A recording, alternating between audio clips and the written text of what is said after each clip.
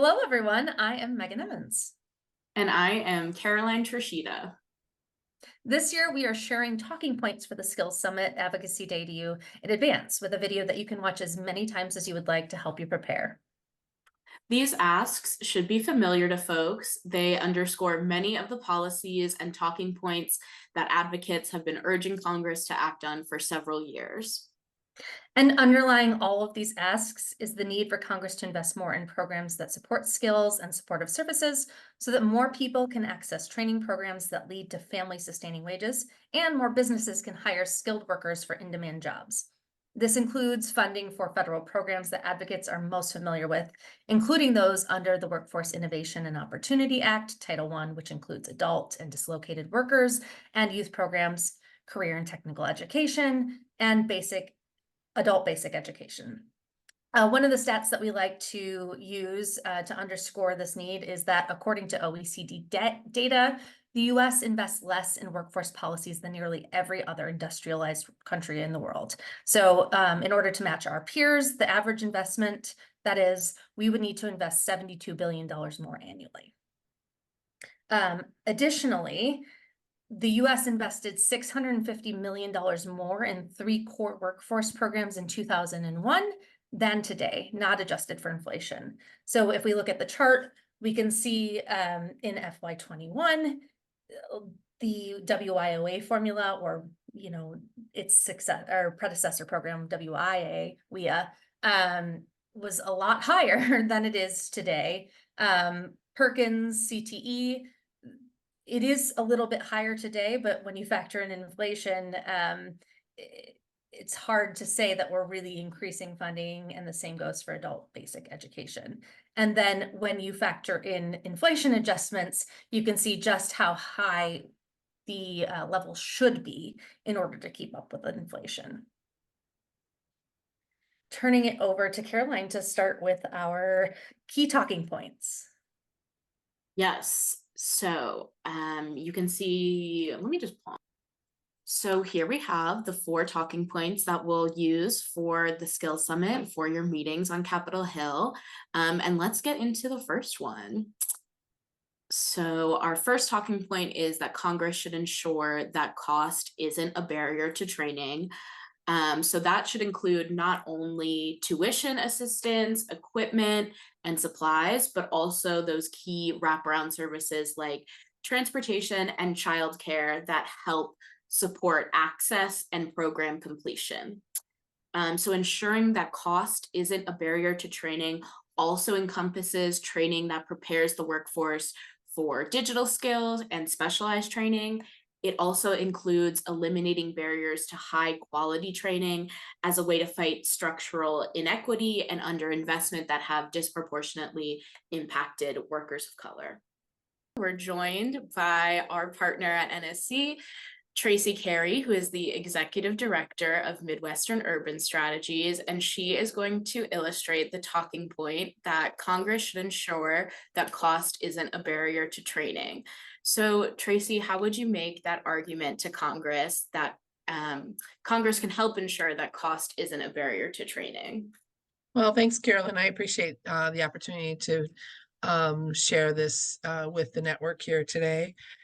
What I would say is that the current investment that we see in workforce training is not sufficient to meet the demand. For many of the workforce board members of Midwest Urban Strategies, they run out of training dollars halfway through the year, and they have to start a waiting list for people. And they work very hard to braid resources and blend resources. But if there just isn't enough sufficient investment at the federal level, you can't get, blood from a turnip. So we're doing the best that we can, but we need more investment in resources like WIOA, which has been just, set standard across the board, and we haven't seen the sort of increase that is necessary there.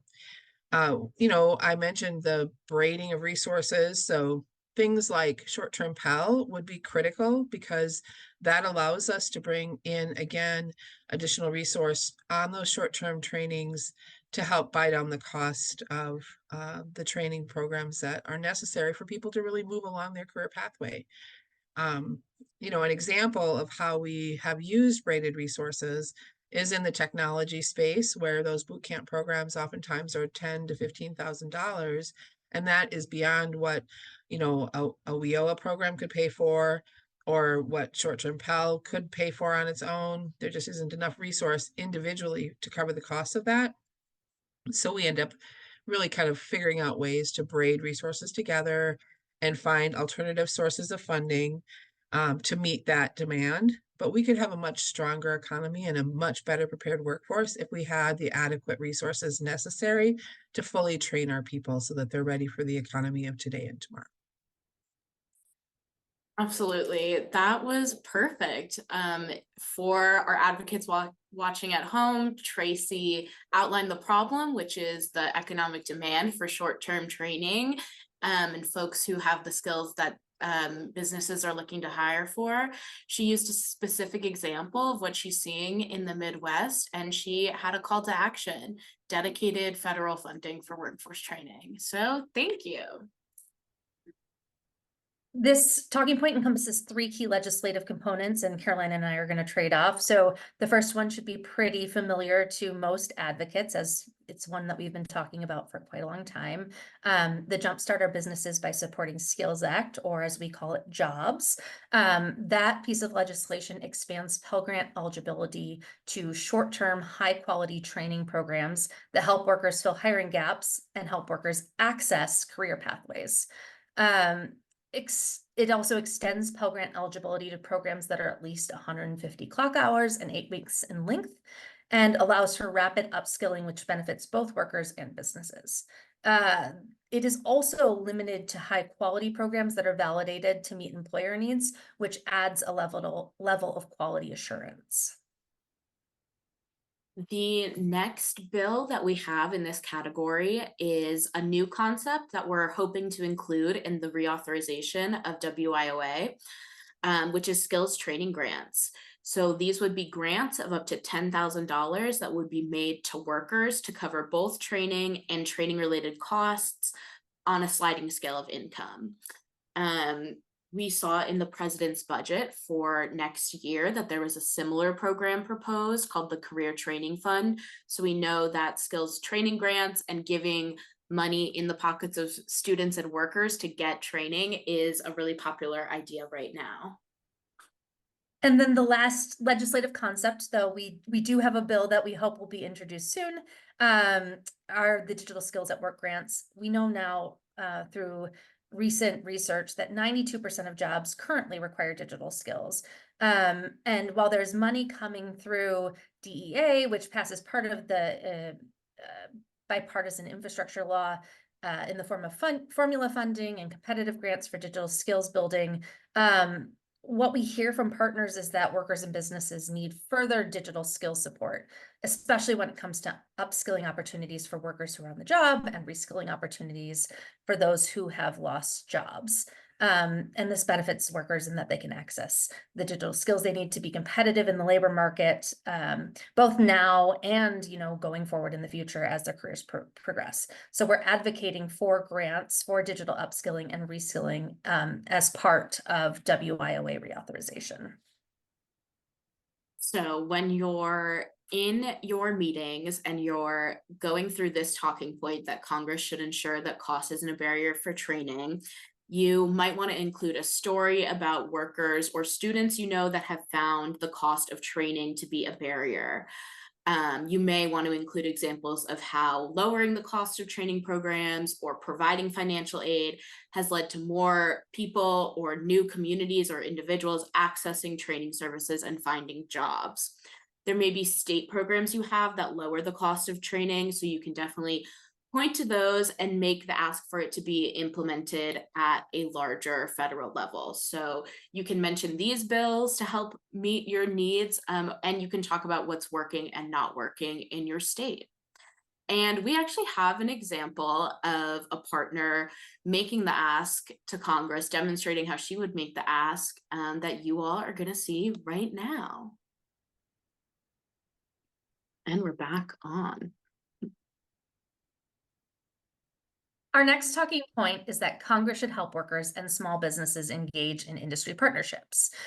Industry partnerships bring together local businesses, unions, worker organizations, community colleges, training providers, community organizations to work together to develop industry-specific workforce strategies and provide training that supports local and regional demand. Localized collaboration can assist employers in targeting programs to workers and underrepresented populations in a given industry, which can make industries overall more diverse. These partnerships are particularly important for small and medium-sized businesses who often lack the resources to create their own programs, but could benefit from working with other employers in the area. Two legislative concepts, the Sectors Bill and the Partners Act, would support employers' ability to stand up these partnerships and as well as maintain them, and then also provide critical training and supports to workers.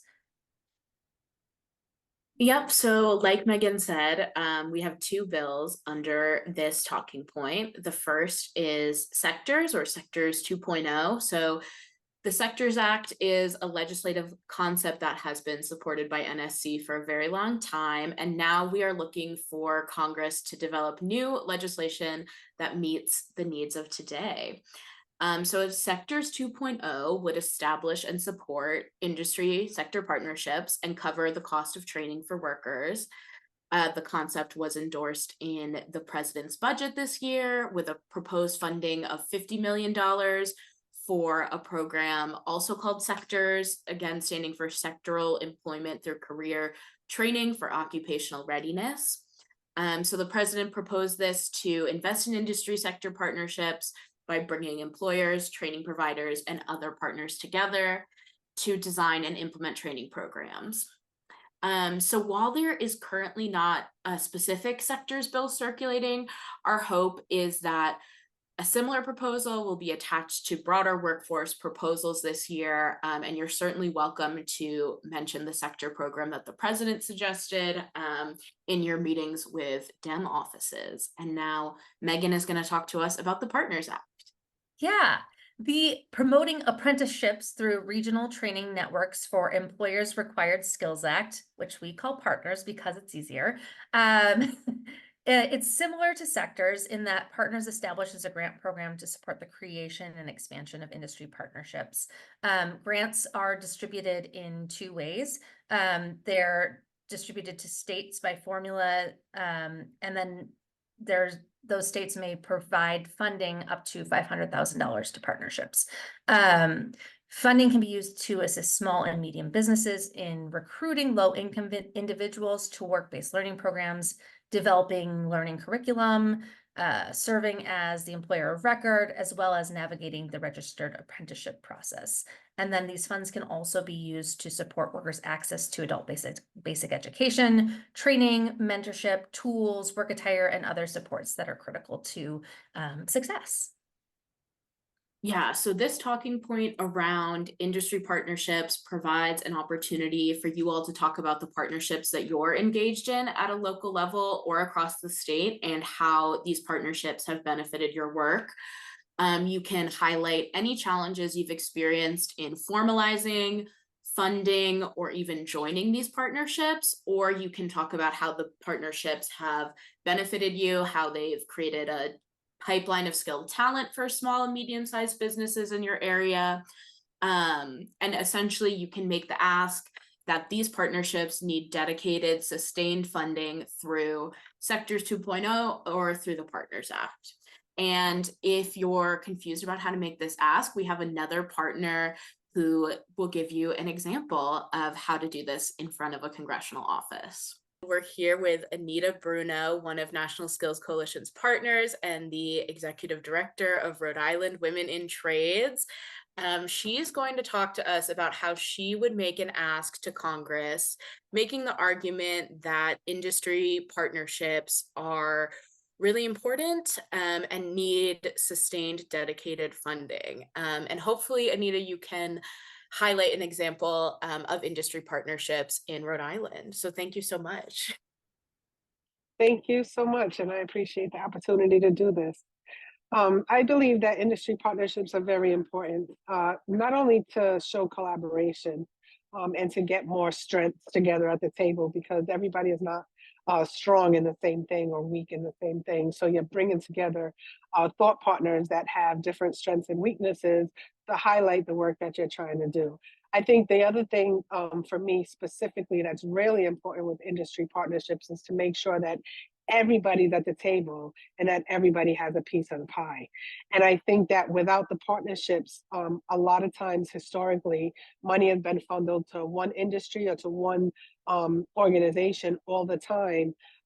And that is always harmful to the people that are on the ground doing the work, on the ground doing the organizing. And as we know historically, the most marginalized communities, the Black and Brown communities, women, are always underfunded. So when we're pushing for community partnerships, it gives us a better opportunity to make sure that not just one organization is getting funded, but that everybody has, again, a seat at the table and a piece of the pie so that they can all move the work forward together. Here in Rhode Island Women in the Trades, we're partnered with organizations like Black Lives Matter. We're partnered with the Women's Fund of Rhode Island. We're partnered with the Rhode Island Indian Council. We're partnered with the Carpenters Union, North American Carpenters Union. And that's just the ones I can think of off at the top of my head, but we're always in constant conversations with Fuerza Laboral, Hispanic Chamber of Commerce. Most of our partnerships are with minority-based organizations because we want to make sure that we're uplifting our most marginalized communities and making sure that we know that President Biden did a really good job with the Infrastructure Act and making sure that we want to include women and minorities in that work. So we want to make sure that we're all working together, and let us not forget that those that are closest to the problem are always those closest to the solution. So not only would I say how important industry partnerships are, I would also urge our Congress to make sure that we keep that sustainable longevity of funding, to make sure that we're highlighting and uplifting community partnerships and collaborations because of all the points that I just mentioned.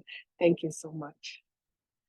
Thank you, Anita. That was perfect. I'm feeling really inspired. And I love how you talked about how the best industry partnerships are robust, locally based, and everyone has a seat at the table. So thank you so much. Our third ask is around Congress supporting state and local data collection to ensure equitable measures.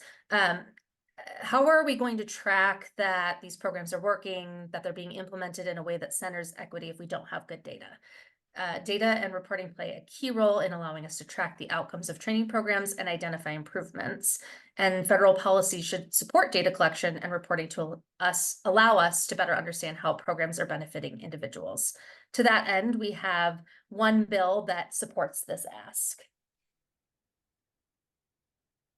Yeah, and that's the College Transparency Act. That would ensure that businesses, students, families, and policymakers have program level data on outcomes from education and training programs offered by institutions of higher education. So if you've run into issues in data collection or benefited from any best data practices, this is a good point to elevate them to the office. This is particularly helpful around conversations around quality and ensuring quality jobs. NSC also endorses pairing the Jobs Act with the College Transparency Act. So that might be a talking point in your meetings as well. And with that, let's get on to the last talking point. Yeah. The last talking point is that Congress should support robust career pathways that ensure student and worker success. We know that career pathways connect progressive levels of education, training, supportive services, and credentials throughout an individual's careers. We know that they should include high quality industry recognized credentials that are stackable, that articulate toward a higher level of certificate or degree, and that they are portable so that they're recognized beyond a single employer if individuals change jobs. For community colleges, small and mid-sized companies, and workers, there are often challenges to starting and accessing the type of work-based learning programs needed to set workers and students on a strong career pathway. And for that, we have three bills that we are proposing alongside this ask. Yes, and the first one is the Access Act. You can see the long title there. I won't take the time to read it. This is a competitive grant program that awards funding to community colleges and states to support scaling education and training programs and partnerships with employers and workforce system and other stakeholders.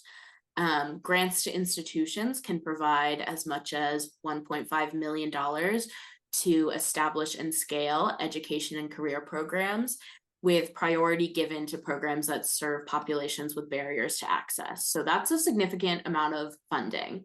And importantly, 25% of those funds would be required to be used on student supports, because we know that these wraparound services are crucial for ensuring workers can finish their training programs. There's also great grants to states that can provide as much as 10 million over 4 years to support partnerships and develop pathways to in-demand industries.